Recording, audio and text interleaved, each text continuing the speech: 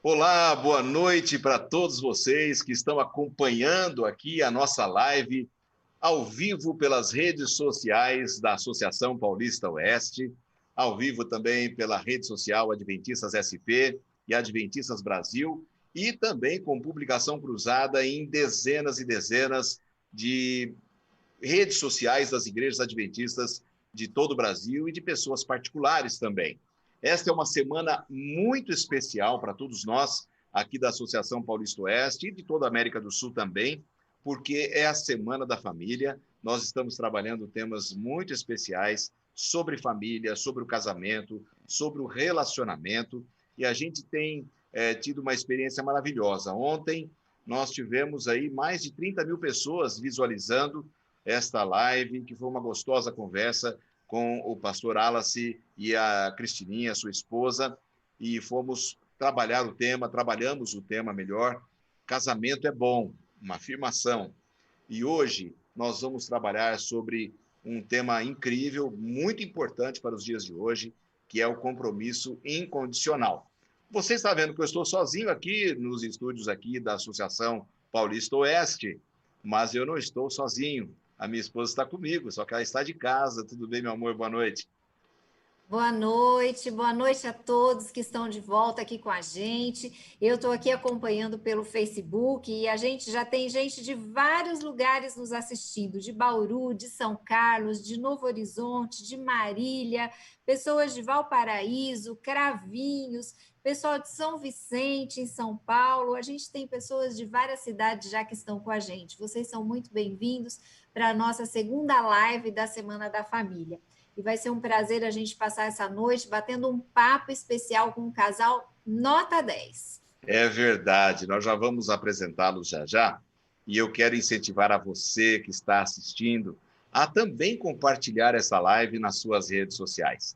Seus amigos, os casais que são amigos de vocês, poderão ser muito beneficiados com a conversa de hoje, porque eu tenho certeza que muita coisa boa a gente vai tirar dessa conversa.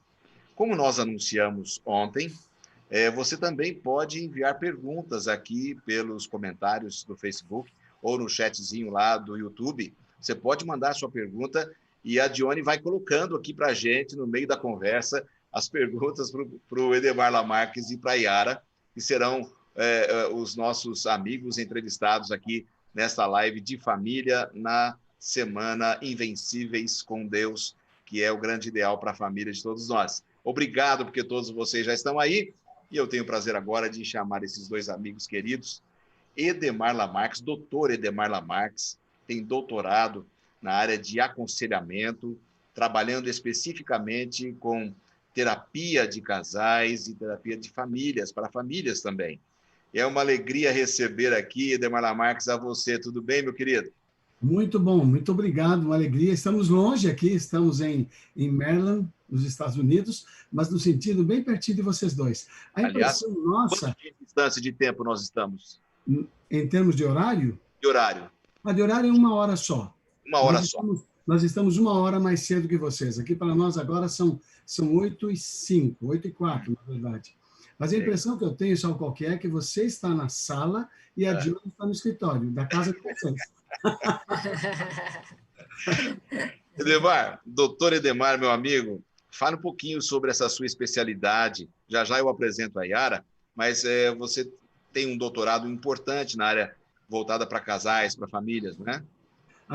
Exato. A minha busca não foi a parte clínica da psicologia, e sim a área relacional. Então, a minha concentração foi de que nós temos algumas dificuldades no relacionamento que se repetem em diferentes épocas, diferentes idades, diferentes tempos de casados. Às vezes um casal tem poucos anos e tem os mesmos problemas de um casal que tem 20 anos, 18 anos. E como eu estou nessa jornada há muitos anos, são mais de 30 anos trabalhando com casais, e a gente tem tido assim uma confirmação daquilo pelo que eu estudei, que todo problema tem solução, desde que haja conhecimento, às vezes não tem conhecimento, força de vontade e o poder de Deus. Então, a gente vai ter uma caminhada legal hoje. Pelo menos é uma caminhada de esperança hoje à noite. Com certeza, com certeza. Então, você está morando em Maryland, estado de Maryland, nos Estados Unidos, trabalhando ali, então, com terapia de casais e de famílias, né? Sim. A sua esposa também. Nós temos um ministério de sustento próprio. A Yara é que conduz a parte administrativa do nosso ministério. Eu sou que cumpro as tarefas. Ah, entendi. Já vi quem manda aí. Yara, tudo bem? Prazer conversar com você e receber você aqui na live da Igreja Adventista, que está indo para toda a América do Sul, mas aqui transmitida da Associação Paulista Oeste. Muito bem-vinda. Obrigada, muito prazer estar aqui também. A Yara é uma pessoa que tem acompanhado o pastor Lamarques em muitos lugares, em muitos encontros de casais, de noivos, de solteiros. E eu vou ter que confessar aqui, não que eu esteja velho, mas o meu primeiro curso de noivos, eles ajudaram a fazer o curso de noivos. Então, não que eles sejam velhos, eles são muito jovens. Eu é que já avancei em dias aqui. A gente começou muito cedo. É verdade, é verdade. A Yara, além de ser uma fiel companheira desse ministério voltado para as famílias e para casais, também é escritora. Escreveu um livro, Um Salto para o Equilíbrio. É isso, não é, Yara? Conte um pouquinho para a gente desse projeto. Olha, o livro nós colocamos, foi vendido, a gente forneceu muito pelo livro mesmo, agora nós vamos colocar na internet. Uhum. É um livro voltado mais para as mulheres, né? Apesar de que muitos homens têm lido e têm gostado bastante. A pessoa que mais falou para mim que gostou demais do livro foi um homem, e ele já leu acho que 2, 3 vezes, e já me levou para fazer palestra em vários lugares, tanto que ele gostou do livro. O livro assim, é uma conversa, procurei dar uma conversa de mulher para mulher, falando mais como a gente se equilibrar nessa vida, como é difícil para cada mulher. Porque a mulher, a maioria de nós trabalha fora hoje em dia, e tem que dar conta dos filhos, porque a atmosfera do lar, quem é responsável é a mulher. Se a mulher está chateada, aconteceu coisas ruins para ela, não quer conversar, o esposo pode ter um dia maravilhoso, mas ele vai ficar chateado também. Uhum. Agora, vice-versa é verdade. Se o marido está chateado e chega em casa e encontra uma esposa alegre, feliz, aí ele fica mais... Ele esquece até os problemas dele. Agora, a pergunta é, como você manter esse equilíbrio, sendo que você tem tanta coisa para fazer, fora, dentro, com criança, às vezes você está tão... Como a gente vai ter que comprar o livro e ler o livro. É a parte mais difícil, né? Como está alegre quando às vezes você não está. É verdade. Olha, eu gostaria de começar, então, o tema dessa noite com vocês, e tem muita gente aí nas redes sociais já acompanhando e já curtindo e mandando perguntas. E a Johnny vai entrar a qualquer momento aí, é só dar um toquezinho que você entra com a pergunta, Johnny, tá bom? Edemar, por que será que o casamento chegou na condição em que está hoje?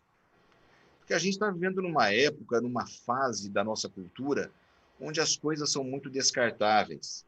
E aquilo que era tão duradouro, que era para ser para sempre, parece-me que está entrando nessa cultura do descartável. Por que será que a gente chegou nesse ponto? Mediante os estudos sociológicos e pelo trabalho que tenho feito com pessoas há tantos anos, eu tenho constatado, e os estudos científicos mostram, que nós temos 3 componentes principais que causaram isso aí. Eu não preciso mencionar que casamento é uma obra miraculosa.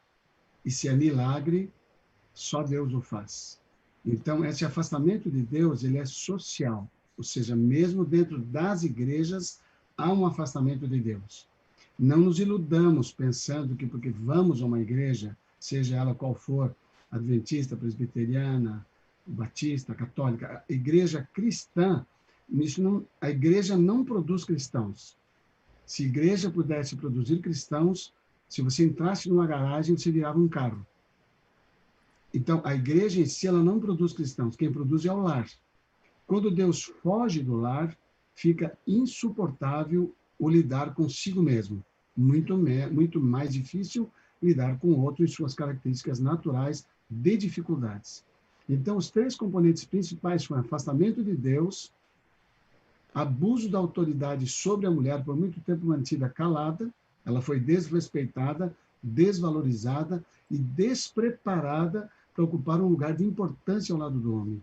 E o terceiro foi exatamente a falta de interação do diálogo. Então, quando a mulher levantou a cabeça a partir da década de 50 e 60 e começaram os movimentos feministas de defesa da mulher, infelizmente, eles foram feitos da maneira equivocada.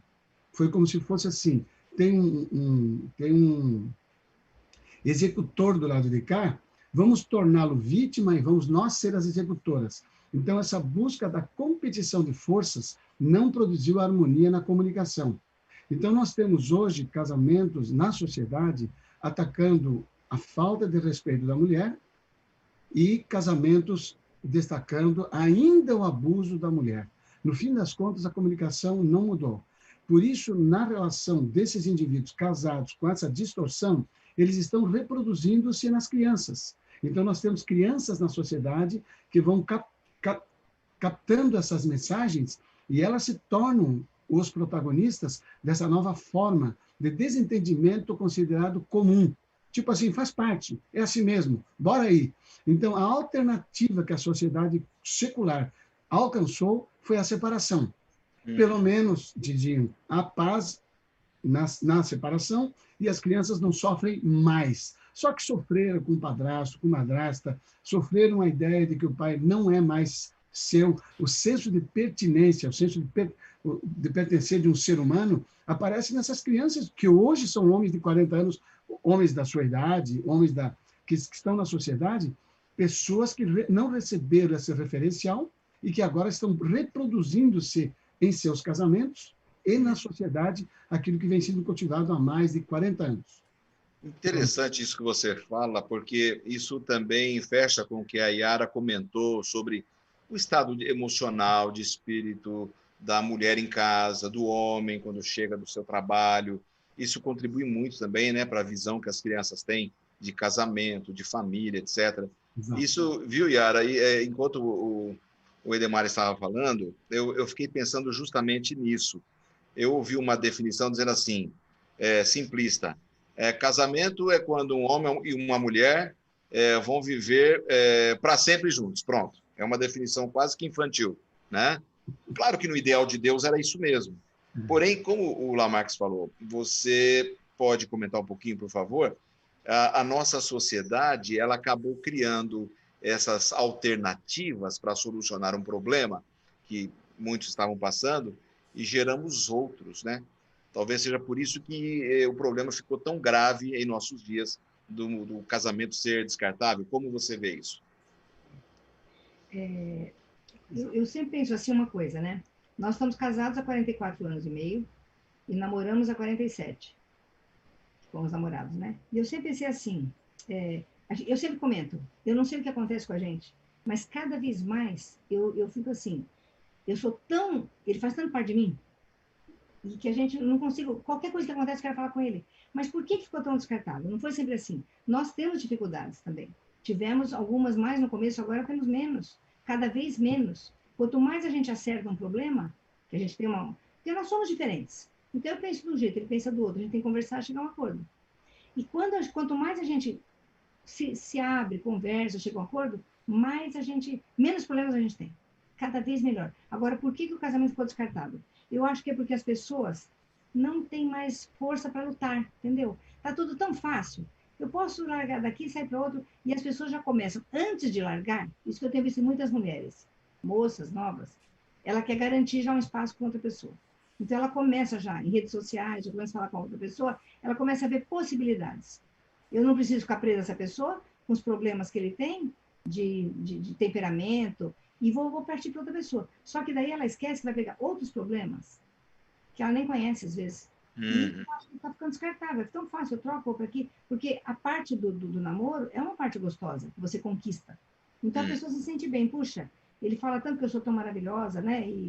Então, a pessoa fica iludida por isso. E daí, outros problemas. Quantas pessoas se separam várias vezes? Tá lotado de gente. Exatamente, exatamente. Agora, Edemar, dentro dessa visão que a Yara coloca, a gente realmente se preocupa ainda mais, porque a gente começou a pensar muito em si mesmo. Bom, eu vou resolver um problema meu, pessoal. Eu concordo plenamente com aquilo que você falou, que há casos sérios, né, de abuso e de agressões, e que a gente até entende realmente uma separação para proteção da vida, né, tanto da mulher quanto das crianças. Claro que há, né? Porém, eu me refiro não a esses casos extremos, né? Eu me refiro aos casos corriqueiros da vida, que às vezes as separações e o término de um casamento, ele vem por um motivo muito fútil às vezes, mas pelo egoísmo. Um bom diálogo aberto dentro de casa ajuda a controlar esse egoísmo e a repartir um pouco a vida um com o outro e compreender o outro. Como você vê? Não só isso, como a falta de comunicação romântica ou afetiva no casamento é o elemento número 1 ainda para as causas de separação ou divórcio.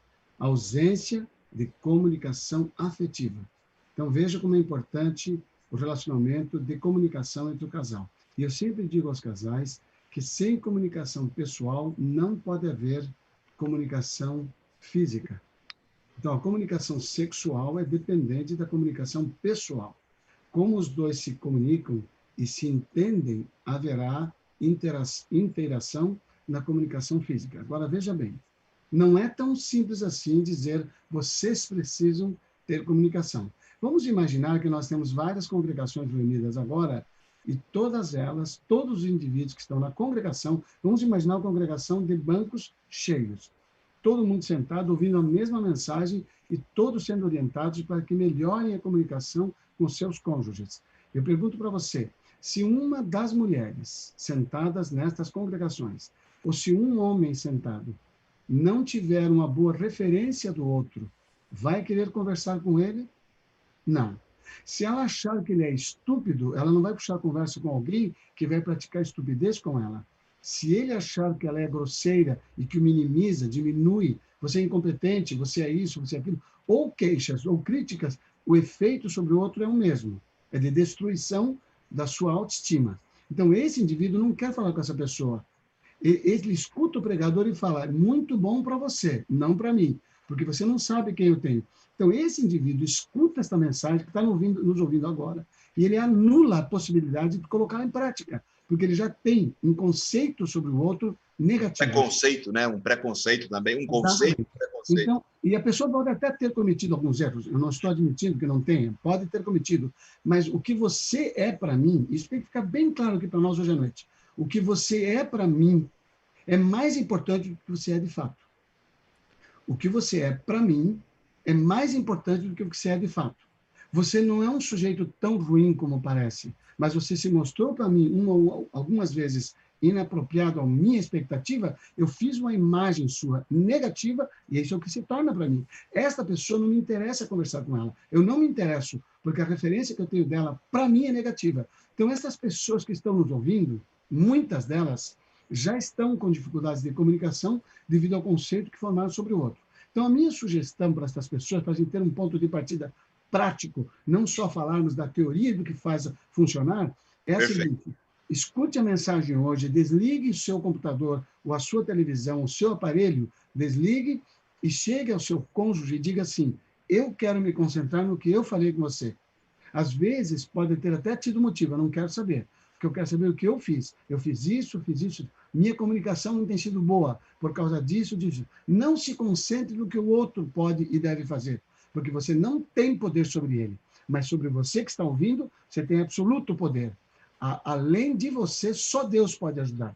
Então, se eu quiser mudar o meu conceito sobre a Yara, eu tenho que começar admitindo as minhas falhas, número 1. E número 2, eu tenho que me dispor a perdoá-la mesmo sem ela pedir perdão por aquilo que ela fez. Partindo do pressuposto que ela fez o que ela não queria, mas fez o que é da natureza dela. é muito rápida, é muito forte, é muito impulsiva, ou então é muito devagar, ele é muito demorado. Seja qual for a característica do outro, eu parto do pressuposto de que ele não faz por querer, mas quer da sua natureza, e eu lhe ofereço o perdão sem ser pedido. Quando eu Sim. ofereço o perdão, eu abro a porta para uma possibilidade de ver o diferente. E já admito a minha culpa. Esse é o caminho que produz restauração de comunicação, para dar assim uma pitadinha de começo na solução.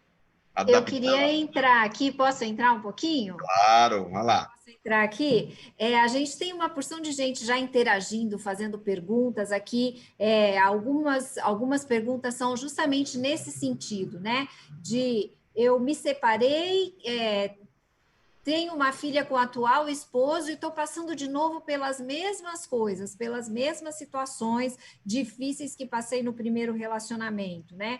Depois de uma discussão, quando a gente briga, qual é o melhor momento para a gente retornar ao assunto, para a gente se acertar aí? E eu queria aproveitar nessa mesma linha e fazer uma pergunta. A gente sempre ouve falar, e a gente fez cursos de noivos, encontros de casais, né? Com vocês a gente já fez vários. São os nossos mestres, né? Nosso primeiro encontro de noivos foi com vocês, depois fizemos vários encontros de casais, e eles são muito bons, porque a gente parece que relembra as coisas que a gente esqueceu e deixou de fazer. Mas todo mundo fala assim, antes de casar, abra bem os olhos. Depois de casar, feche bem os olhos para os defeitos e veja só as qualidades. Mas na prática, bem na prática, a gente vê que o negócio não é bem assim, né? Não tem como a gente não enxergar os defeitos. E aí a pergunta é, a gente está vendo os defeitos, mas a gente não pode falar sobre eles? A gente não pode abordar o outro sobre uma coisa que nos incomoda? Se a gente pode, como que a gente faz isso para que o outro não fique chateado, para que o outro não fique magoado com a gente e não surja uma discussão ao invés de um diálogo? Uau, esta mulher, hein, pastor? Fala a verdade. Você está bem acompanhado, amigo. Brincadeira, né, rapaz? Viu só? Você está bem acompanhado. Mas, olha, muito bom, Johnny. Excelente as suas perguntas. E eu quero entrar na primeira, que era da pessoa que, saindo de um relacionamento, entrou no outro e agora discute novamente. Eu não a conheço, mas normalmente as discussões acontecem com pessoas que têm personalidade forte, são determinadas, sabem o que querem e não necessariamente não estão engolindo o outro, mas às vezes essas pessoas são casadas com pessoas devagar, quase parando. Normalmente o determinado casa com um indivíduo mais tranquilo, sossegado, que é o que apaixona os dois e faz dar certo. Estas mesmas características são as que causam as maiores dificuldades. Então, o ponto de partida, a pergunta dela foi, como é que eu faço se houve uma discussão para retomar o assunto? A primeira referência não deve ser quando é que eu retomo se houve uma discussão, mas seria como é que eu evito que uma diferença de opinião vire uma discussão. Nós temos níveis para chegar à crise. A crise é este ponto. Você tem diferenças, só de ser homem e mulher, uma enorme diferença. Os temperamentos, outra diferença. A formação familiar, outra diferença. As experiências da vida, outra. E se vier de uma primeira relação, aí a gente vai perder a conta. Então, somos diferentes, temos divergências. Quando nós não lidamos com esses dois fatos, quando nós não assumimos que somos diferentes, ora, o que eu faço com uma pessoa que é diferente de mim? Eu acuso que ela está errada? Eu empurro a minha opinião para convencê-la? Não, eu pergunto. Se eu perguntar, eu começo a resolver a questão da discussão. Eu pergunto para a Yara, Benjamin, mas por que se falou assim? Ou, por que você pensa assim? Da onde vem essa sua ideia? Se eu pergunto para a Yara, eu não só dou uma pausa à minha ansiedade, nervosismo, precipitação, julgamento e conclusão. Isso é uma grande vantagem. Eu já me controlo por fazer a pergunta. Mas eu aprendo sobre as causas que a levaram a ter aquela opinião, que não são iguais às minhas. Esse é o número 1. Agora, se porventura nós não resolvemos a divergência, vai haver o desentendimento. Este nível nós todos queremos evitar como quem evita a lepra, ou como quem evita qualquer outra doença contagiosa. porque a nossa condição de desentendimento é mensurável. Como eu descubro se eu estou divergindo ou se eu estou me desentendendo com o meu cônjuge? Toda vez que eu saio do objeto da discussão e parto para a pessoa, é desentendimento. Por que você teima comigo? Saí do objeto. Eu já não estou mais. Eu discuti com ela sobre um celular. Agora eu falei, por que você teima comigo? Vocês viram que o celular, o objeto da discussão, está fora. A pessoa dela entrou. Este é o momento de parar. Segundo aspecto, tem pessoas que na discussão querem parar imediatamente, não por essa dica que eu dei, mas porque elas não suportam discutir. Mas o outro não suporta que caia. Ah, você vai sair já, né? Já vai sair. Você vai sair porque você não quer enfrentar, porque você não quer discutir. Esta pessoa, ela tem um peso muito grande no orgulho de ter argumentos irrefutáveis. Eu encontro cônjuges que dizem para mim assim, não, porque comigo é o seguinte, para discutir não, pode se preparar, porque não é qualquer um que me convence. Ah, é interessante. Eu não sabia que tinha esse padrão de qualificação. Eu achei que as pessoas conheciam mais ou menos certas coisas. E aquele que conhece mais predomina com a sua informação. E não dizendo, pode vir, mas vem preparado, porque comigo não me convence. Quer dizer, ele já parte do pressuposto que ele não está a fim de negociar as suas ideias. Então, veja, essa pessoa que não está a fim de negociar suas ideias, ela não permite que pare a discussão. E é nesta hora que é esta pessoa que faz a diferença. Ela tem que reconhecer essa sua fraqueza e dizer, o outro parou, você fala, ok, eu estou nervoso, bom para você, bom para mim. Não entra no desentendimento. Quando viu que foi pessoal, já recua. E daí agora é uma ideia muito interessante. Sua pergunta é bíblica. A Bíblia diz, não se põe o sol sobre a vossa ira. Mas eu vou ajudar um pouquinho mais. Eu sempre digo, não deixe passar o período em que aconteceu o desentendimento. Era de manhã, não passe o almoço. Era de tarde, não entre o pôr do sol. Era de noite, não vá dormir. Mas dê um tempo de pelo menos meia hora. O ideal é que cada um no seu tempo processe a sua emoção negativa, que é raiva, Calme, né? que é injustiça, são essas coisas. Ele tem que trabalhar essa emoção para voltar a dialogar. Segundo ponto importante, depois que voltou a conversar. Ok, nós vamos conversar antes de dormir, ou então nós vamos conversar antes de almoçar, nós vamos conversar antes de sair de jantar. A conversa, ela tem que ser iniciada por quem está mais calmo. Olha que legal. E o mais nervoso faz perguntas, perguntas e perguntas. Respondeu a primeira, faz a segunda. Respondeu a segunda, faz a terceira. Só perguntas. As perguntas dão chance do outro falar a seu modo e me dão chance de controlar os meus preconceitos. Olha que legal. É simples e funciona em qualquer lar. Então, essa pessoa que tem sido nervosa, que passou do primeiro e está no segundo, já começa hoje à noite pedindo perdão. Olha, perdoa que eu sou precipitada, me perdoa que eu sou ansiosa, me perdoa que eu sou, enfim, sou muito dominadora, eu quero controlar, eu fico ansiosa quando começo a falar. E eu quero dizer para você o seguinte, me ajude. Quando você quiser falar, quando eu estou falando, só levanta o dedo e faz assim, posso? Que eu vou lembrar que é um sinal entre nós dois. É um sinal que a gente fez para não dizer, dá licença que eu quero falar, só você fala o tempo todo. Não precisa acusar ninguém, não ataque um ao outro, levanta o dedinho e fala, posso falar?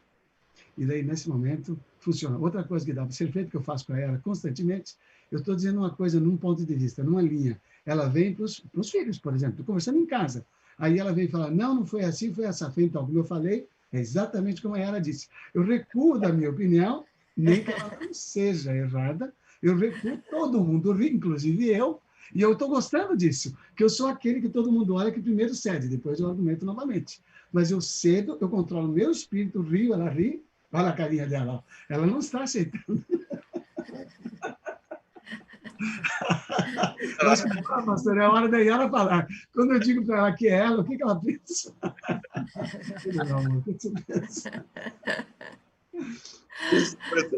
Mas olha, gostei muito das suas respostas aí, pastor. Acho que a Yara tem uma resposta, meu amor, para dar ali, ela ia Então, falar. vai, Yara, faça a sua resposta. O meu problema é o seguinte, eu tenho um problema sério, né? Eu não tenho muita paciência de ouvir as pessoas, assim, do modo geral. Pode ver, quando eu escrevi o livro, eu tive que reescrever, porque eu fiz muito resumido, muito sucinto. Eu não tenho muita paciência de... E aí, algumas pessoas que leram, eu dei para, né, não, você podia explicar um pouco mais, tá meio, né?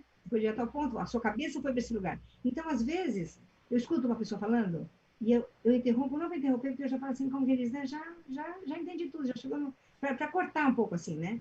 E a pessoa, não que seja, mas às vezes a pessoa fala um dado e na minha cabeça tem outro. E aí eu procurei melhorar, eu procurei assim, não interromper, porque isso é horrível. Quando eu estou conversando, eu não quero ser interrompida. Então eu procurei, acho que eu demorei um pouquinho, né? Muito, tem Então, assim, muito. por exemplo, interrompia muito, entendeu? Então isso não é bom, né? A gente tem que Já não é um problema, porque quando eu admito ela, todo mundo ri, o espírito fica tão legal que quem está certo já não importa mais. Porque, É verdade. uma frase que eu gostaria... Eu tenho algumas frases que eu construí ao longo do tempo, elas são minhas, mas podem ser usadas de graça. Uma Ó, delas é essa. Quando estiver conversando ou discutindo, lembre-se, o relacionamento é mais importante que o objeto da discussão. do que o assunto até. Qualquer assunto. O relacionamento, estamos falando sobre a religião, eu e Yara, discutindo um assunto bíblico, por exemplo. Não é uma coisa boa? É. Mas o assunto é menos importante do que o nosso relacionamento.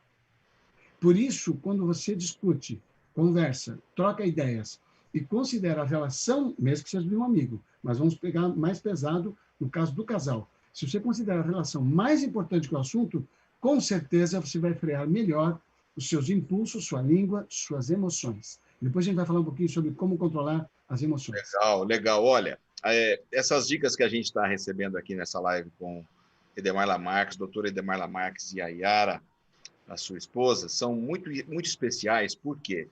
Porque nós vivemos um tempo onde as pessoas têm uma vida muito agitada, muito corrida, as pessoas estão muito impacientes, com problemas financeiros, problemas emocionais, problemas profissionais, problemas espirituais, e isso tudo está virando uma confusão. E às vezes as pessoas, não é, Lamarques, como você falou, tomam a decisão por uma separação e não é a melhor decisão, porque ela está precisando de ajuda em outras áreas, melhorar a comunicação, melhorar o perdão, não é?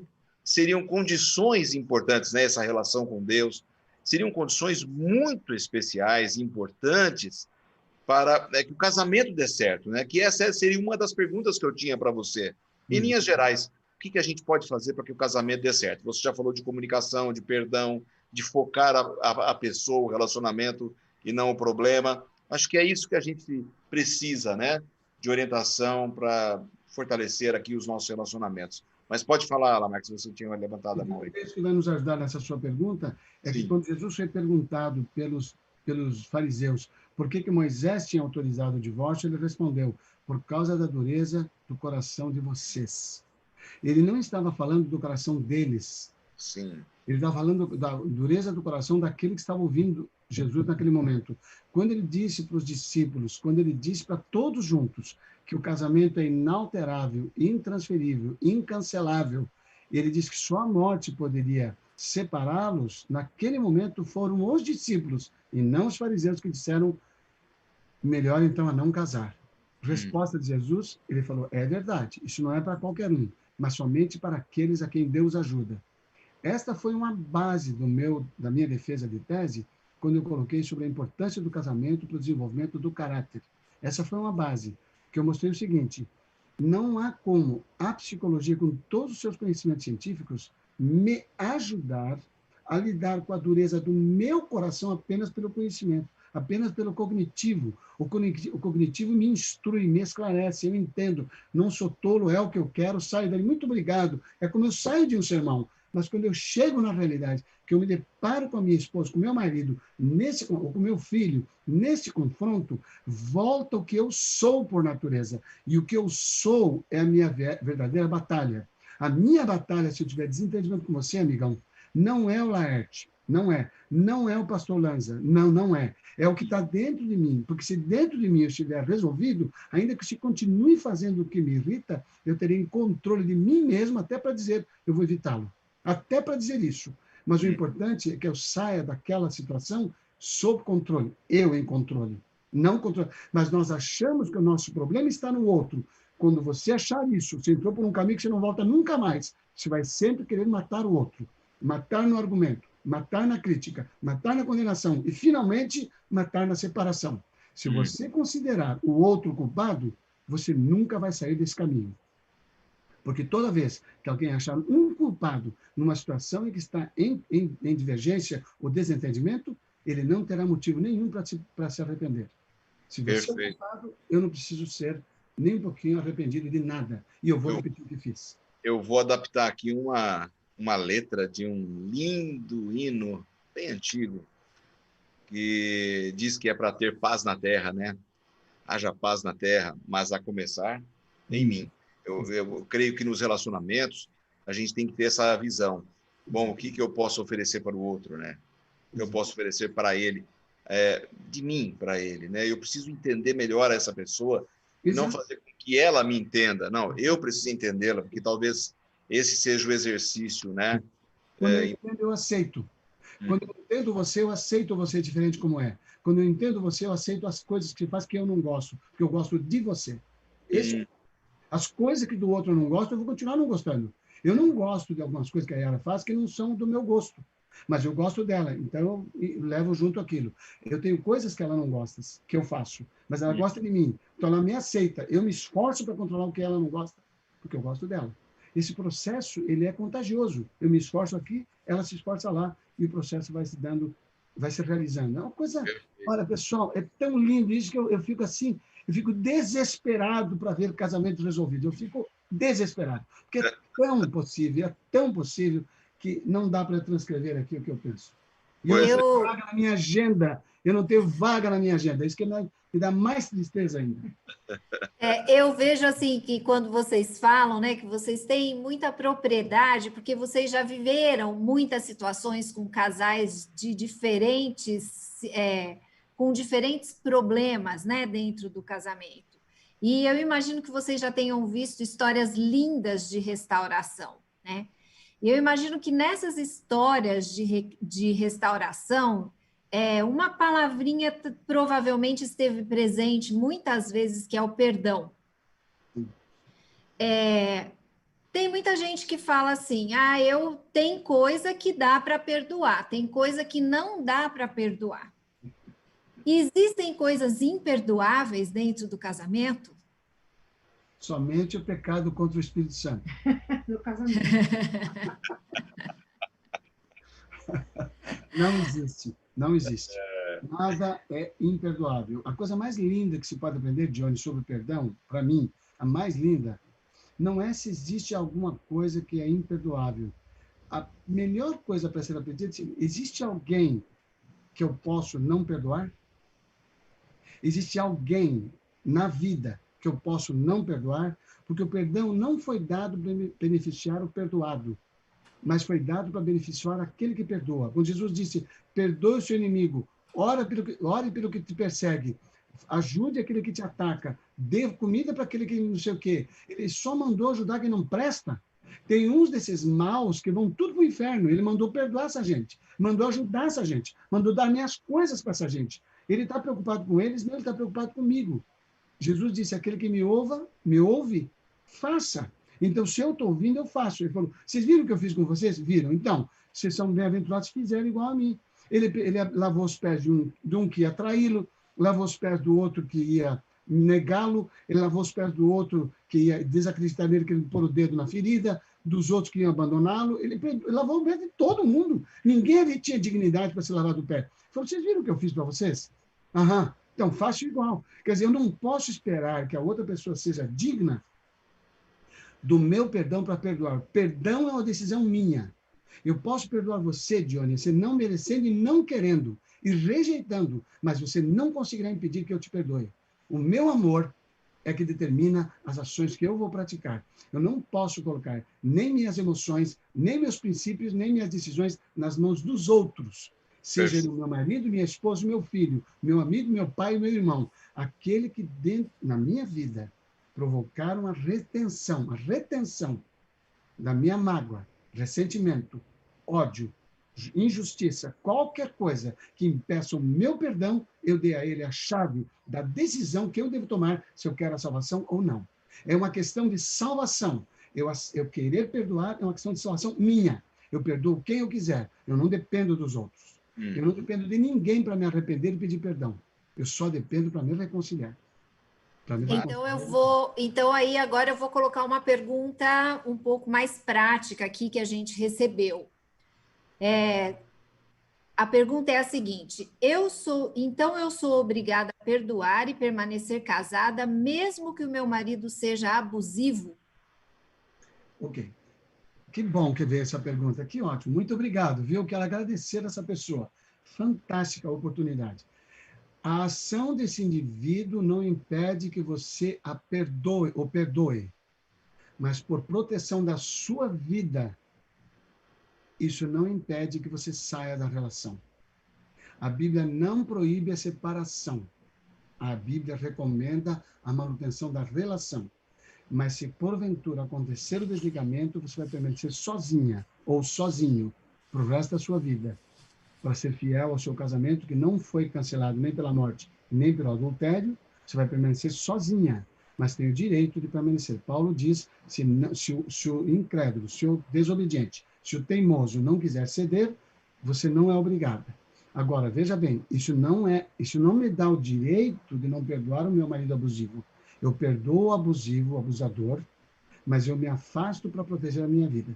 Olha só que coisa interessante esse número que eu vou dar para vocês. Eu já atendi na minha vida mais de 4.600 casais em aconselhamento acompanhado.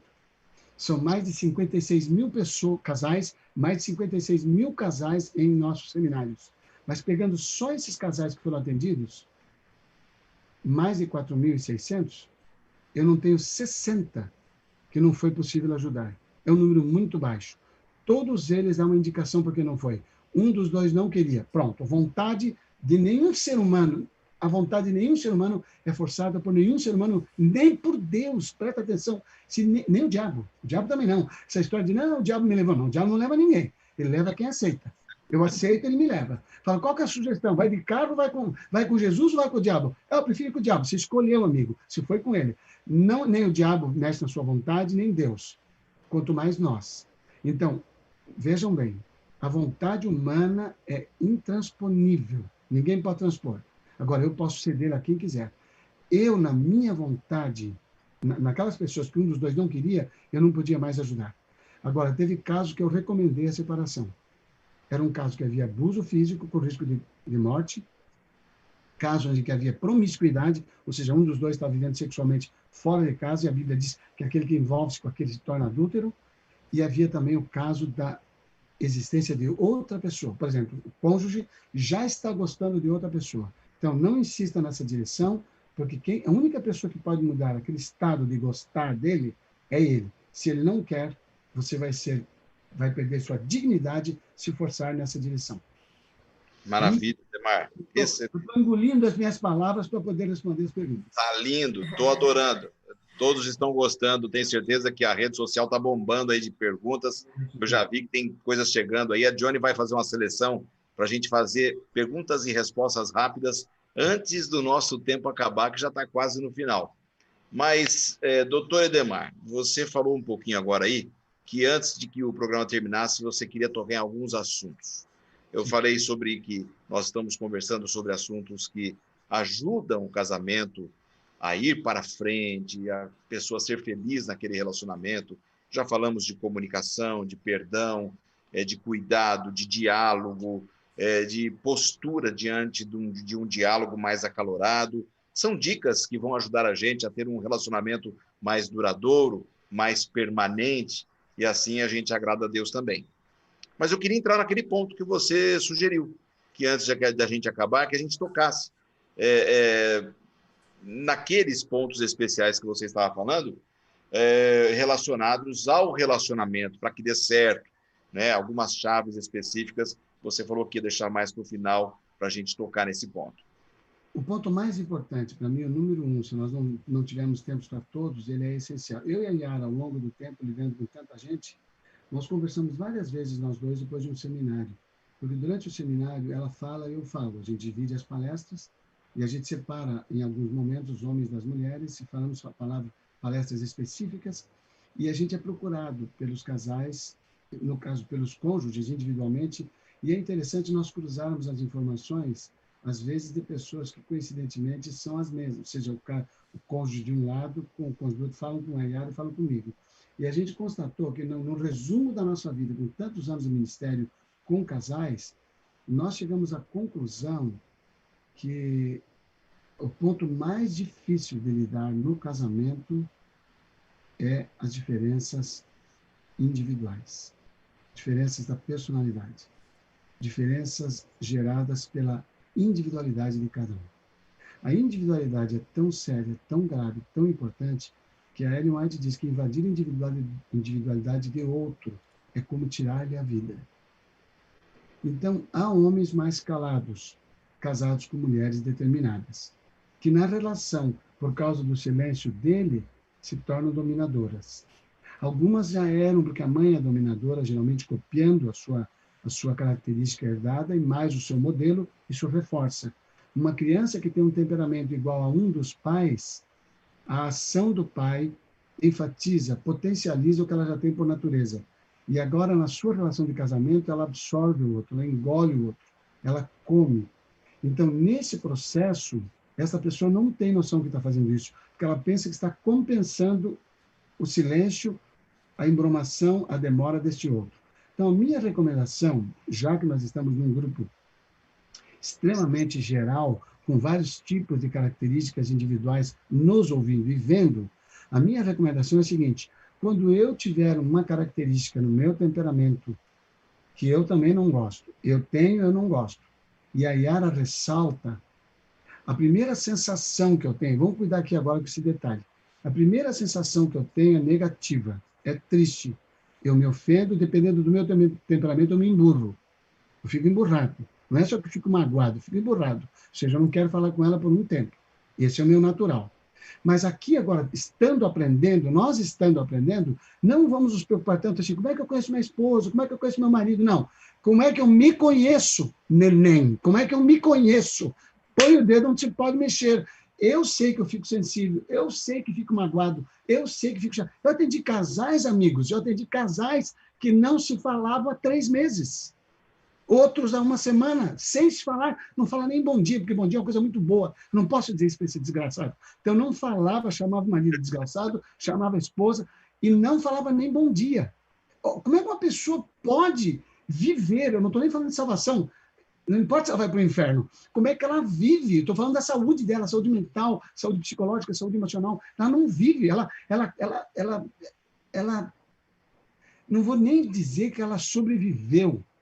Ela vegetou durante aquele período que ela ficou daquele jeito.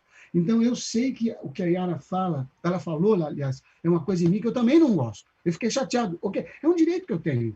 Mas eu saio da presença dela, vou diante de Deus e digo, Senhor, eu recebi esse trem na minha vida de presente, eu não pedi, e eu não gosto também. Eu também não gosto.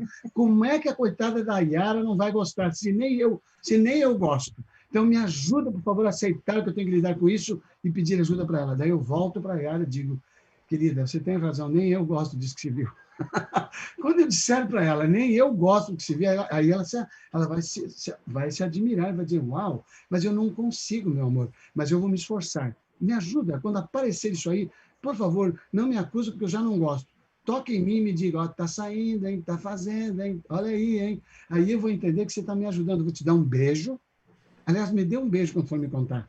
Olha, você está fazendo o que eu não gosto. Tá? Cuida com isso, porque eu gosto de você, mas eu não gosto do que você fez. Aí eu vou ter noção de que você está me ajudando e eu vou querer melhorar. Se você me acusar, é como se você não me aceitasse. Eu não posso mudar o que eu ganhei de presente. Mas se eu souber que você me aceita, eu quero melhorar. Se eu souber que você não me aceita, eu vou dizer para mim mesmo, eu não presto, nem eu me aguento, quanto mais essa coitada. Então, esta relação de aceitação e compreensão vai ajudar um bocado. Muita gente que está aí já vai ser salva, não vai nem precisar da terapia, talvez. Oh, que delícia ouvir tudo isso aí. Está sendo de grande proveito para todos nós, com toda certeza. Eu sei que a Johnny tem várias perguntas lá, eu tenho uma que chegou para mim, que diz assim, estou vivendo um momento de frustração. Meu esposo e eu vimos o casamento de nossa filha acabar. E precisamos receber a nossa filha com seu filhinho em casa para morar com a gente. Não sei o que faço para poder ajudá-la. E agora? O que nós vamos dizer para essa família? Yara e Edemar. Yara, você como mãe, o que você diria para essa mulher? Muito difícil. Eu não sei. É complicado, né? Tem duas coisas diferentes envolvidas aí. Tem a relação dos dois com ela, que é um desafio gigantesco, e tem a dor deles no intuito de ajudá-la com relação ao casamento que se desfez. Ok? Querida, fale para mim como é que a mãe recebe a filha vindo de uma separação. É difícil você ter agora de volta uma filha adulta, que já tem sua casa, já tem sua maneira de ser, e você não interferir, até na educação do filho agora, que tem um filhinho, né? É difícil. Então, o que eu sempre tenho procurado fazer com as minhas filhas, né, é interferir o mínimo possível. Mas, de vez em quando, dá palpite. Isso é péssimo, né? Então, a gente tem que... Essa mãe tem que orar muito a Deus e eu acho que é isso, pedir...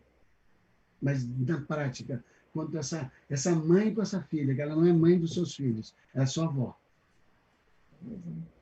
É complicado, hein? Não sei o que falar. Eu sempre falo para o Edemar, quando eu tenho que aconselhar, se o caso tem coisa difícil, eu choro com a pessoa e falo, desculpa, não sei. É muita empatia, Yara, é muita empatia, né, que você tem. Então, vejam bem, neste momento, o recado mais importante que eu quero dar para esse casal, pastor, é que, por favor,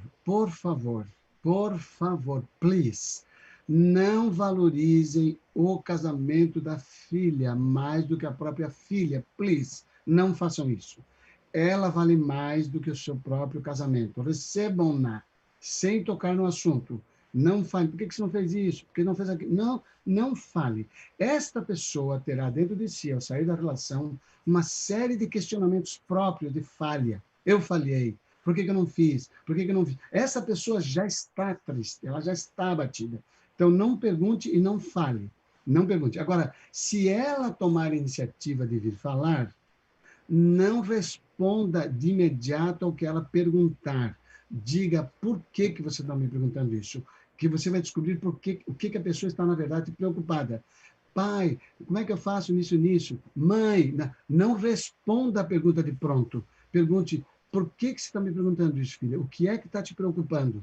Ela vai dizer, não, me responda. Não, eu queria saber qual é o motivo que você está preocupado. Porque você não tem por que se preocupar. Você já saiu da relação, você já está com um problema para ser resolvido, eu quero saber por que você está perguntando. Nesta indicação, esta pessoa, em primeiro lugar, vai se sentir valorizada pelo pai e pela mãe. Ele, ela, estão preocupados comigo, com meus sentimentos, com a minha dor. E esta pessoa vai se abrir para eles. Se ela sentir que vem uma resposta e não for a que ela quer, ela vai se sentir condenada por aqueles que deveriam acolhê-la. Então, esse é o primeiro ponto. Seria uma segunda frustração, né? Ela perdeu o casamento e agora não consegue se entender com os pais. Agora, mediante as perguntas dela e não sendo respondidas, vocês dando respostas com perguntas, vocês vão saber, na verdade, o que profundamente machucou ela. E daí vocês vão ouvindo e vão dando a sua opinião apenas de conforto, só de conforto. E mais adiante, num outro momento, façam perguntas. Filha, e se fizesse assim, assim, você acha que é possível? Não, já fiz. Ótimo, então vamos pensar em outra coisa. Você tem outra opinião? Agora não, mas depois eu tenho. Se você vir que a resposta dele, já fiz, ela já deu uma resposta que ela não está afim de conversar, está brava, está nervosa, está chateada, não importa. Não diga assim, é assim que você quer que eu te ajude? Já vem dando coice? Talvez seja por isso que seu marido abandonou você. Não vai ajudar. Essa pessoa está nervosa por outros motivos. Então, está nervosa, sai da discussão e diga, tudo bem, depois outra hora eu falo. E depois tenha paciência. Não se apresse em dar conselhos, please. Não se apresse. Uma coisa que eu aprendi profundamente no doutorado foi nunca dê conselhos a quem não pede. Se ela não está pedindo, não dê. E quando ela pede, pergunte por quê. Antes de dar a resposta, para você poder entender o que ela está realmente precisando, e não o que ela está falando. Este é o segundo ponto da referência que eu dou. O terceiro ponto é, não procure o genro, ex-genro, a ex-nora, no caso é genro, para dar conselhos para ele. Mas liguem para confortá-lo. Fala, eu sei que a situação de fazer é desagradável, eu sei que não deve ter sido fácil, mas olha, se você quiser conversar conosco, nós queremos ser para você como pais, assim como fomos enquanto vocês estavam juntos. Não se constranja. Não ameace, não reclame, não critique, nem com ela. Please, nem com ela. Não bota a corda no pescoço, ela está só esperando que alguém engate para puxar.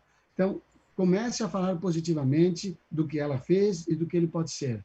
Quando um dos filhos vem para mim, porque os meus filhos, eu não sei se, eu tenho que dizer que eu sou um privilegiado, eles me procuram para aconselhamento, eu posso dizer com muita alegria. Então, quando eles me perguntam sobre o cônjuge, a primeira coisa que eu falo é o seguinte: qual que é a sua opinião sobre o seu marido? Então, qual que é a sua opinião sobre a sua esposa? Quando eles vão ter que dar a sua opinião, naquela hora da raiva, ela é negativa. Daí eu pergunto: o que você tem de positivo dela ou dele para me contar? Quando ela começa a falar, ela começa a lembrar e começa a ter saudade dele. Ela começa a lembrar as coisas boas, já começa a ter saudade, a praga do mal já fica pequenininho. Aí eu começo a poder ajudar. Então, não entre no espírito da condenação, não critique, não critique. Ofereça amor para o genro, ainda que seja um cafajeste. Ofereça amor. É, de verdade. Como é que você ajuda um cafajeste? Considerando ele salvável. As pessoas me perguntavam por que eu era pastor. Eu falei: porque eu acredito em pecadores. Por isso que eu sou pastor. Eu acredito em pecadores. Eu sei que toda pessoa tem chance de mudar, se ela quiser, mas talvez ela não tenha oportunidade. Eu quero ser essa oportunidade. Eu quero ser, nas mãos de Deus, essa oportunidade, para quem quer que seja. Por isso que eu digo para todos que me procuram: não há casamento sem solução, a não ser que não haja vontade. Quando não houver vontade, não tem. Verdade. Johnny, alguma pergunta aí? Já estamos... Sim, tem muitas perguntas aqui. Eu acho que a gente não vai conseguir responder todas, mas vamos lá. Seleciona algumas aí. Uma pergunta aqui. Sei que eu preciso perdoar e vejo que a outra parte já mudou, mas eu não consigo esquecer. O que fazer? Em primeiro lugar, Qual é a situação? A pessoa não colocou se foi uma traição, o que foi, mas ela sabe que tem que perdoar e já percebe a mudança no outro, mas não consegue esquecer. O que fazer? Deus seja louvado, que maravilha. Olha só, ela está vendo o fruto antes de fazer tudo corretinho que deveria. Maravilha, muito bom. Muito bem. Ela não consegue esquecer, ou ele não consegue esquecer, um recado bonito para você. Você é normal. Fica tranquila, ou fica tranquilo, você é normal. Eu também não esqueço. Eu só esquecerei se eu quiser. A único ser, a única pessoa que esquece sem se esforçar é Deus. Porque Deus não precisa amar, Ele é amor. Eu preciso amar, porque eu não sou amor, eu sou egoísmo, eu sou orgulho, eu sou vaidade, eu sou ganância, eu sou ambição, isso é o que eu sou por natureza. Então, se eu tiver que amar uma pessoa que não merece o amor, eu vou estar num exercício de aproximação de Deus que eu tenho que agradecer o privilégio de ter essa pessoa que precisa de mim. Então, o que ela precisa fazer é o seguinte: em primeiro lugar, entender que ela também é falha, essa pessoa. Número 2, ela tem que revisar que parte do perdão dessa pessoa ela realmente reteve. Então, eu dei perdão para aquilo que ele fez, mas eu não perdoei o jeito que fez. Eu não perdoei como me informou. Eu não perdoei porque eu soube para os outros. São várias nuances da ação do outro que me entristeceram. Aquela que eu não toquei, na verdade, eu não perdoei. Ele deu referência de confissão ou de admissão. Você sabe a diferença, né? Confissão, quando a pessoa fala sem ser descoberto. Admissão é quando confirma o que foi descoberto. Então, ele admitiu ou ele confessou, mas não fez referência a um aspecto que eu considero importante. Existem duas maneiras de lidar. Eu não posso dar uma resposta segura genérica, que isso é resposta genérica. Número 1, há vezes que vale a pena dizer: olha, tem um aspecto que eu gostaria que você me falasse, como é que você se sentiu quando fez isso? Daí menciona. Mas há vezes que é melhor não fazer isso, porque talvez o que o outro vai dizer, por exemplo, um exemplo de infidelidade. Fala: me conta quantas vezes você foi. Me conta como é que você se sentia quando você estava com ele ou com ela lá naquele lugar. Não seja masoquista. Isso não vai ajudar em nada, mas vai aumentar informações que vão machucar você. Quem perdoa quer esquecer. Olha essa frase. Quem perdoa quer esquecer. Vamos gravar? Quem perdoa quer esquecer. Vamos enfatizar agora uma palavra: quer. Eu quero. Eu quero tem que ver com a minha vontade. A minha vontade, eu disse antes, que nem o diabo, nem Deus tem é soberano sobre ela, nem o diabo. Então, se eu tenho poder sobre ela, eu quero lidar com ela por mim mesmo. O que eu faço para poder lidar com aquilo que eu não consigo, que é não esquecer? Mas eu quero. Ok. Então, vejam só. Existe uma lei da física que diz que dois corpos não permanecem no mesmo lugar ao mesmo tempo. Isso é uma lei da física, isso não vale. Então, eu tenho um pensamento, lembrei agora, acabei de lembrar do meu marido, da minha esposa, uma coisa que ele fez. Acabei de lembrar. Eu coloco uma coisa boa sobre ele. Eu coloco o que eu fiz com ele. Eu quis perdoá-lo, eu quis perdoá-la. Jesus me perdoou e eu o perdoei. Olha as coisas boas, olha os filhos que temos. Tem mulheres, às vezes, que falam, meu marido é uma porcaria, não fala comigo, não é carinhoso, não me dá presentes, não lembra... O cara é um desastre, não lava a louça, nada. Mas tem uma coisa que ele é um bom pai. Ele é um maravilhoso pai. Então, nesta hora que ela está com raiva, chateada, triste, lembrou do que não quer esquecer. Ela quer esquecer, mas lembrou. Quando lembrou, fala, mas ele é um bom pai. Mas ele é um bom pai. Quando começa a colocar o positivo de que ele é um bom pai, o negativo vai embora. Mas ele volta em menos de 2 segundos. Aí você põe de novo, e põe de novo. Você insistindo no que você quer, você pode mudar os seus pensamentos. E é dos seus pensamentos que brotam todos os seus sentimentos. Aliás, o último texto que eu vou ler vai provar isso para todo mundo. É de Jesus. Eu sei que é o mais poderoso. Pode ler. Pode ler? Pode, claro. Acho que nós terminamos, né, pastor? Não, eu tenho mais uma pergunta, acho que a Johnny tem que falar. Não, da nossa parte, eu e a Yara estamos mais cedo que vocês aí no Brasil. Mas eu vou ler o texto para vocês, do capítulo 15 de Mateus. Quem quiser anotar, isso é uma referência interessante. Jesus tinha sido acusado por causa dos discípulos que não tinham lavado as mãos.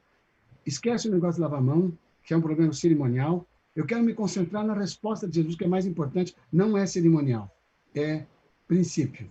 Versículo 19, ele disse assim, porque eu quero que a Yara lê, a voz da Yara é linda, deixa ela. Porque do coração procedem maus pensamentos, homicídios, adultérios, imoralidade sexual, furtos, falsos testemunhos, blasfêmias. São estas as coisas que contaminam a pessoa, mas o comer sem lavar as mãos não contamina. Então, o que contamina é o que vem de dentro, ele falou, porque o que vem do coração.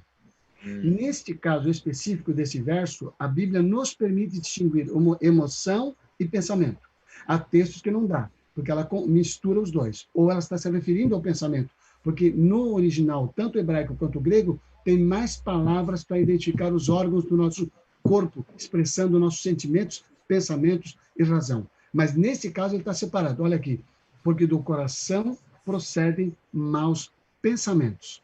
Olha só, o pensamento é o cognitivo e o coração é o emocional. A emoção vem do nosso inconsciente. Olha que coisa legal e infeliz. Ela vem do inconsciente, logo não tem como necessariamente ter um controle antes que aconteça. Eu estou aqui e nas falas de vocês mencionam uma coisa que eu tenho uma lembrança muito ruim. Aqui, nas falas que vocês dois estão fazendo aí conosco, vem um pensamento muito ruim. Ou a Yara, na hora que ela vai comentar, me traz uma lembrança de coisa ruim sobre ela. A minha emoção brota natural, sem eu escolher. É espontânea. Ela vem do meu inconsciente. Ela chega no meu pensamento e eu digo, fica ou não fica? Sou eu que digo, só que é muito rápido. Então, ele vem aqui, estou numa conversa espiritual numa rede social. Estou com a minha esposa do lado. E ela pisou na bola, falou uma coisa que eu não gosto. Veio uma emoção negativa. Tudo isso em menos de 1/10 de segundo. Eu digo para a minha emoção, não quero que ela fique. Eu lembro, não é isso que ela quer dizer. Ela não está nesse assunto. Ela está respondendo o pastor Laerte. Ela não está nisso. Ela não está respondendo a Johnny. Então, quando eu converso comigo, eu destruo o efeito da emoção sobre mim. Então, aqui diz que é do coração que procede os maus pensamentos, homicídios, adultério, imoralidade. Aí, quando eu digo não para ela, no meu pensamento, ela não se converte em sentimento. O sentimento vem depois do pensamento autorizado. Só que é muito rápido. Então, vamos vigiar o quê? O que Jesus disse? Vigiai e orai. O que eu vou vigiar? Eu vou vigiar meu coração. Ele disse, ó, o que ele diz lá? Enganoso é o coração, Jeremias 17, enganoso é o coração mais do que todas as coisas, completamente corrupto. Eu não posso confiar nas minhas emoções, eu tenho que questioná-las. E quando eu questiono, eu preservo a relação. Então, assim, Deus ajude que esse povo pegue isso, porque só de pegar nisso já muda a vida, eu garanto para vocês. Amém. Amém, louvado seja Deus. Amém. Johnny, como é que estão as coisas aí? Tem alguma pergunta? Olha, eu vou fazer uma pergunta, eu sei que o tempo está curto, mas essa pessoa fez a mesma pergunta ontem e repetiu a pergunta hoje. Ontem a gente não teve tempo e acho que eu vou ter que colocar, mesmo com o tempo estourado, essa pergunta. Pelo que eu percebo, essa pessoa está passando por uma angústia com essa situação. Como conviver com filhos adultos e solteiros em casa? Entendo, o ninho ficou vazio e o passarinho voltou para morar no ninho de novo, mas já é adulto e solteiro e está vivendo em casa e existe algum conflito aí. Parecida com aquela pergunta que me veio aqui também, agora há pouco, né, da filha que volta. Eu vou dar uma resposta bíblica. Dura coisa me pedes. Isto não é fácil. E vou dizer para vocês, cada caso terá que ser tratado individualmente, mas tem alguns princípios gerais que podem ajudar a todos. Por que eu disse que tem casos específicos? Depende do temperamento do pai, depende do temperamento da mãe, depende do temperamento do filho e depende da situação. Então, uma coisa clara que tem que ficar para todos os pais que recebem filhos adultos ou de volta ou permanentes, duas coisas têm que ficar claras. Número 1, princípios não se negociam. Na nossa casa há princípios. Ou você segue os princípios, ou você terá que ter sua própria casa. Você não diga assim, vai procurar o seu lugar. Não. Só diga assim, aqui ou você segue os nossos princípios, ou você terá que ter um lugar seu, que você estabelece os seus próprios princípios, seus próprios métodos, suas próprias razões de ser. Aqui em casa nós temos princípios. Por exemplo, o sábado é o dia do Senhor. Aqui dentro não entra bebida alcoólica. Aqui nessa casa não se liga a televisão nas horas do sábado, antes do pôr do sol e até depois do pôr do sol. Nesta casa aqui, nós não usamos música secular para os outros ouvir. Se você tem uma música secular que você quer ouvir, você ouve com o seu fone de ouvido aonde você quiser. Na nossa casa, não. A casa é sua. A casa é sua. Você é tão filho, é tão dela quanto é como filho. Mas aqui nós temos regras. São regras da nossa casa. Na nossa casa, nós não gostaríamos que o filho voltasse de madrugada, por uma questão de segurança. Então, se você não estiver aqui, eu não sei se você está fora da sua casa, se você está chegando tarde ou não. Eu não sei. Então, eu não vou ficar preocupado, eu vou estar dormindo. Mas se você está na minha casa, eu sei que você está na rua, eu vou me preocupar. Então, eu tenho 2 acordos com você. Número 1, vamos estabelecer uma convenção entre nós, qual que é o horário máximo que você pode. Para mim, seria meia-noite. Mas se você disser para mim que tem que ir até 1, eu sou capaz de tolerar. Então, fecha meia-noite com uma extensão até 1 da manhã. E está fechado. Se tiver um problema, não vai levantar para dar bronca, não vai pôr de castigo, porque é grandalhão, não põe mais de castigo, mas no dia seguinte conversa com ele. Eu sempre digo para os pais, primeira vez é instrução, ensino, orientação, número 1. A segunda vez é advertência. Você avisa que houve... Sorry. Esta Silvia aí. Você avisa, esse médico da conversa nem foi convidado. Então, a segunda vez é a advertência. Você fala que houve um acordo e houve uma quebra. É a advertência. E daí você diz, caso haja uma terceira, meu filho, eu não quero brigar com você. E está na calma, tem que ser na boa. Por isso que eu falei que depende do temperamento. Na boa. Não, por isso que não fala no dia, não fala na hora, fala depois. E fala, eu não quero brigar com você. Eu prefiro que você esteja longe e nós dois em harmonia total do que eu pegando no seu pé. Não coloca a culpa nele, coloca em você. Eu não quero pegar no seu pé, eu não quero ser um chato, eu não quero incomodá-lo e eu não quero interferir. Você é adulto, você já tem independência. Só que aqui nessa casa tem regras. E nós combinamos isso.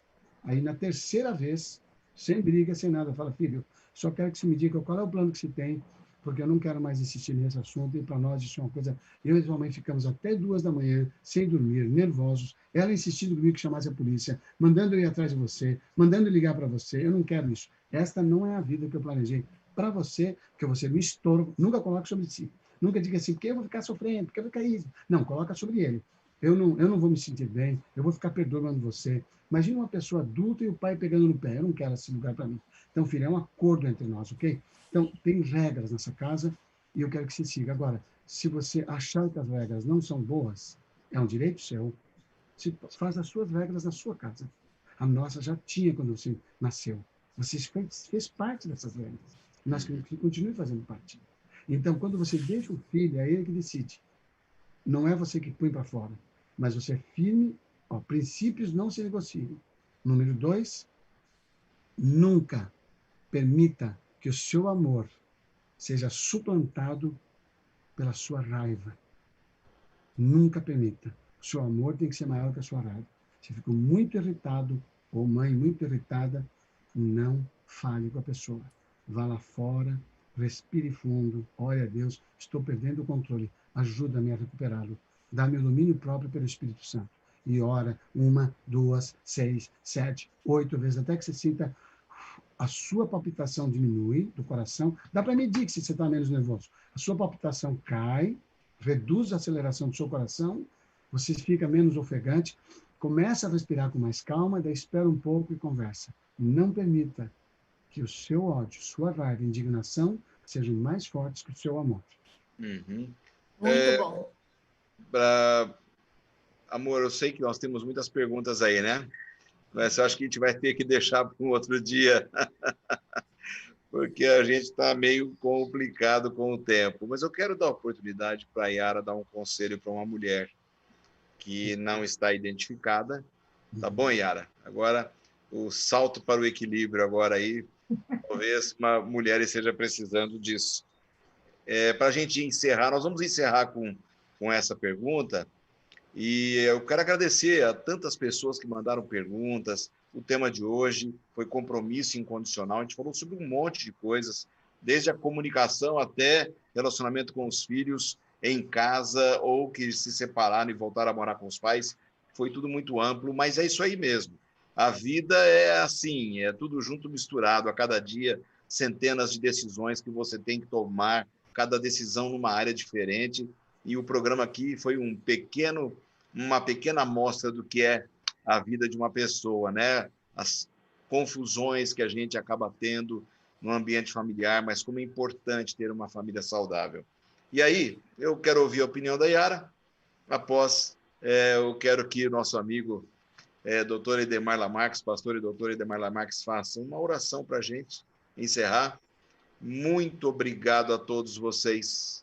Muito obrigado que estão seguindo essas lives nessa semana especial voltada para a família, que é Invencíveis com Deus. E é isso mesmo, nós somos invencíveis quando temos Deus em nossa casa, em nossa vida. Yara, a pergunta é a seguinte, é até estranho, mas eu vou ter que fazer. Eu me separei do meu esposo faz 18 anos, mas ele nunca saiu de casa. Somos amigos. Eu gostaria de saber se isso é correto. Ela é tão simples, ao mesmo tempo tão complicada para responder, né? Eu tenho a minha visão aqui, eu quero que você dê a sua também. Olha, eu conheço uma pessoa que era da minha amiga, e ela ficou um tempo vivendo na mesma casa, e ela até fazia comida para ele. Fazia comida para o marido, deixava lá e saía. Nunca ficava perto, não conversava, mas ela fazia comida para ele, lavava a roupa dele, mas não conversava com ele. Eram, assim, amigos, né? Mas não eram muito amigos, não conversavam nada. Até que um dia ela não aguentou mais e separou. Eu acho isso, minha opinião, né? Eu acho isso muito estranho, porque eu acho que a pessoa está separada, porque mesmo essa minha amiga, ela falou que houve tentativas, eles mesmo estando separados, às vezes de aproximação sexual. Então, eu acho muito estranho isso, que isso acontecer, né? Da pessoa ficar amiga, dois amigos. E vivendo dentro da mesma casa, né? Cara, vamos falar sobre quê? Não vamos conversar? Então, amigo que não conversa não é amigo. Ou eles vão conversar, ou eles conversam sobre alguma coisa, não sei. Então, acaba sendo uma coisa mais pela conveniência, né? Do que... Eu acho muito estranho. Agora, como isso pode ser, não sei. Para viver muito tempo, o que você diz sobre isso? Perdoa, Edemar. Olha, veja bem. Senti ele ficar vermelho, assim. Se não houver respeito, a relação é considerada promíscua. Se houver respeito, atos de generosidade nunca são condenados por Deus. Agora, tem que ver até que ponto, para ambos, é generosidade. Por exemplo, uma mulher que é caída pelo marido, que desprezou a relação, ele fica dentro do casamento, dentro de casa, por conveniência social, pública, Interesse. conforto, até às vezes divisão dos outros, como é que os outros veem. É um divórcio nunca assumido, por exemplo. Eu estou falando agora do caso do homem, mas eu posso inverter. Tá. Só que esta mulher é apaixonada por ele. Então, ela vai dormir e amanhecer esperando que um dia o casamento volte. Esta mulher é uma morta-viva. Ela adoece. Estou falando dos aspectos psicoemocionais. Ela adoece. E a esperança que não se realiza, diz a Bíblia, seca os ossos. Então, não é prudente. No inverso também, um homem que ama a esposa fica condescendente, ela o despreza. Então, o ponto-chave é o seguinte: esse casal precisa procurar um conselheiro, um profissional. Talvez o próprio pastor não seja a pessoa mais adequada, não porque não esteja preparado, mas porque eles não dirão algumas coisas com medo da análise que ele vai fazer do que eles vão dizer. A vantagem do conselheiro, do terapeuta, é que ele é neutro. Então, ele pode ouvir qualquer coisa e dar orientação sem o vínculo com a igreja. Claro. Então, essa busca tem que ajudá-los, porque isso aí pode ser o fruto de uma relação patológica. É uma forma de enfermidade relacional que precisa ser descoberta por um profissional. Então, dar essa informação aqui, como se fosse um diagnóstico, é imprudente. Apenas, eu acho que a prudência é buscar ajuda profissional para que ela não se torne tóxica ou endêmica, né? Ela tem uma doença que está, por exemplo, uma infecção que está piorando dentro da relação. Pelo menos para um dos dois. É impossível a gente saber quanto disso está prejudicando um ou outro. Na amizade não tem nenhum problema. A amizade, eu acho lindo que duas pessoas, apesar de divergirem na relação matrimonial e se separarem, elas continuem amigas, mas cada uma no seu canto, sem nenhum alimento de esperança. Porque se para um dos dois houver, esta pessoa não vive mais. Ela vai ficar subordinada a esse estado de esperança constante. Perfeito. Como? Pode falar, Yara. Não, eu falei que foi bom de falar que dá a parte de terapia, né, que eu não tenho. Gente, mais uma vez, muito obrigado. Eu queria que vocês falassem aí como que muitas famílias poderão encontrar vocês. Às vezes precisam de um bom conselheiro para fazer uma terapia. Eu sei que você trabalha com isso, mas se você quiser deixar o seu contato, você não tem agenda, é isso? Por causa da quarentena, estou com 98% dos meus atendimentos online. Online. 98%. Tem 2% que não teve jeito. Agora, a minha maior tristeza é que eu estou com a agenda lotada. E nesta semana eu tive que pegar 2 casos graves a pedido de pastores de diferentes lugares do mundo. Eu tive que pegar 2 casos que eu não podia. Então, o que estava ruim ficou mais sobrecarregado ainda.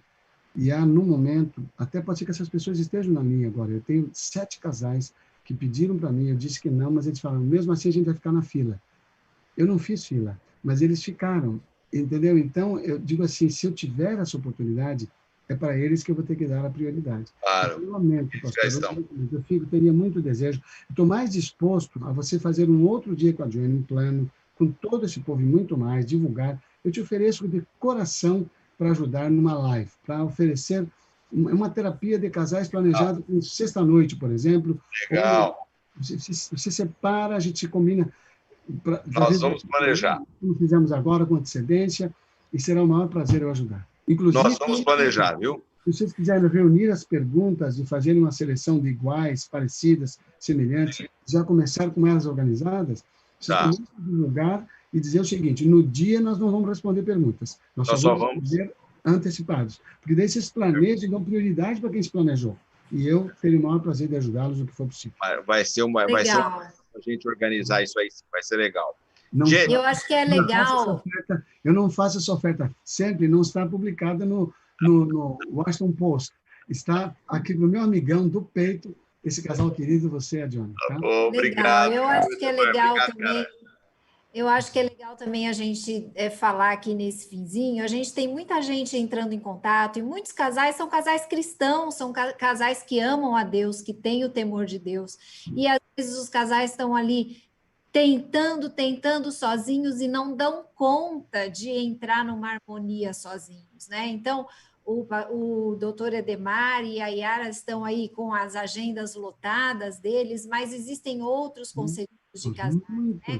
Procurem ajuda, né? Essa ajuda pode transformar a sua vida. Às vezes a gente não dá conta sozinho. Procure uma ajuda, que a ajuda pode facilitar as coisas entre vocês. Perfeitamente. Meu amor, muito obrigado por ter participado com a gente aqui. A Dione está em casa lá, quietinha, e já nos ajudou bastante. Obrigado. Amanhã a gente volta aqui para essa live. Edemar, muito, muito obrigado mais uma vez. Yara, eu queria muito que você terminasse com oração. Edemar, pode ser? Para a gente fechar a nossa live? Preparado que eu queria deixar com todos, por favor? Sim, pois não, pois não. Está no livro de Colossenses, o apóstolo Paulo falando, esposas, que cada uma de vocês se sujeite. Não é o marido que sujeita você, é você que se sujeita, você escolhe. Se sujeite ao seu próprio marido como convém no Senhor. Fazendo isso, você obedece ao Senhor. Não olhe para o marido dizendo assim, não merece meu... Não, a sua sugestão não depende dele, depende de Deus. Esposas, que cada uma de vocês se sujeite ao seu próprio marido como convém no Senhor. Maridos, que cada um de vocês ame a sua esposa e não a trate com amargura. Olha que conselho inspirado. Trate com bondade, não com amargura. Pais, não irritem os seus filhos, para que eles não fiquem desanimados. Pessoal, conselhos nós temos. Conhecimento recebemos um pouquinho hoje à noite. Mas a sua vontade faz toda a diferença. Busca o poder em Deus, coloque a sua vontade em ação, e milagres ocorrerão na sua casa. E como disse a Dione, eu vou reforçar, há casos que não é só isso que resolve. Tem que procurar um profissional. Invista nisso. Nem que você tenha que gastar dinheiro que você economizou. Não existe investimento melhor do que a paz e a felicidade do seu lar. Afeta a sua religião, afeta a sua fé, seus negócios, sua vida, sua saúde. Que Deus os abençoe. Pai amado, louvado seja o teu nome, pelo bem maravilhoso da vida e a liberdade que nos dás. Obrigado por nos teres criado inteligentes e com a capacidade livre de escolha. Nem sempre, Senhor, sabemos usar esses privilégios. Muitas vezes, temos causado o próprio mal para nós mesmos. O egoísmo tem se sobressaído em nossas relações domésticas. O orgulho tem impedido que cedamos à opinião, gosto e vontade do outro. Dá-nos a graça, Senhor, da humildade, da bondade, da tolerância, da resignação e, acima de tudo, do perdão. Que o teu amor, que cobre todas as nossas fraquezas, que ele nos cubra antes, para que, vivendo no amor, possamos amar. Dá-nos a graça da paz a cada lar que nos ouve agora, e que a bênção da renovação, nesta noite, marque um novo começo para cada um deles. Em nome de Jesus. Amém.